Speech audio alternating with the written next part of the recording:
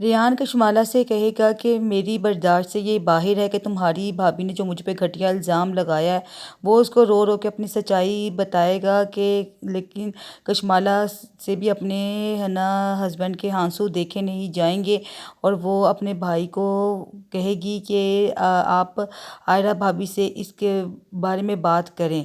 اور وہاں پہ عائرہ بھی بھڑکی ہوئی ہے، جس طریقے سے وہ اپنے بھابھی کے گھر پہنچتی ہے اور جس حالت میں وہ پہنچتی ہے، 3 دن سے وہ قید میں تھی، تو وہ اپنی بھابھی کو بتاتی ہے کہ اس کے اوپر کس طرح یہ ظلم ڈھائے گئے ہیں۔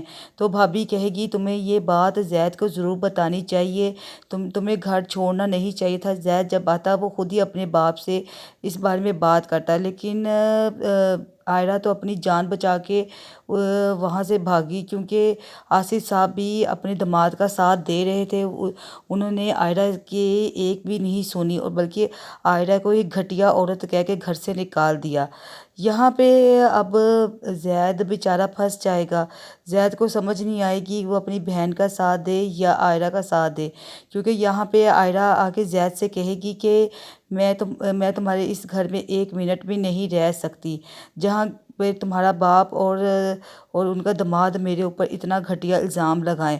اور دوسری طرف جعفر صاحب جو نا اپنے بیٹے کی محبت میں انتہائی غصے میں بیٹھے ہوں گے، وہ جو ہے نا وہ یہ سوچ رہے ہیں کہ اس عورت نے پہلے میری بیٹی کا گھر برباد کیا، میری بیٹی کے اوپر سوتن بن کے آ گئی، اب اس نے میرے بیٹے کے اوپر یہ گھٹیا الزام لگایا ہے، یہ آخر چاہتی کیا ہے؟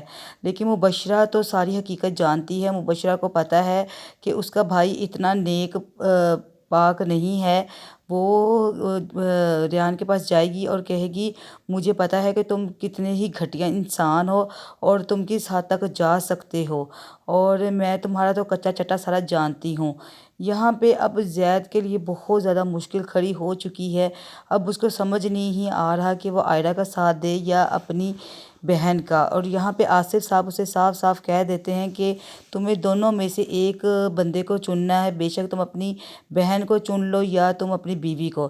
تمہاری بیوی تو ایک نہایت ہی گھٹیا عورت ہے، میں تو اس کی ساری حقیقت بہت پہلے ہی جانتا ہوں۔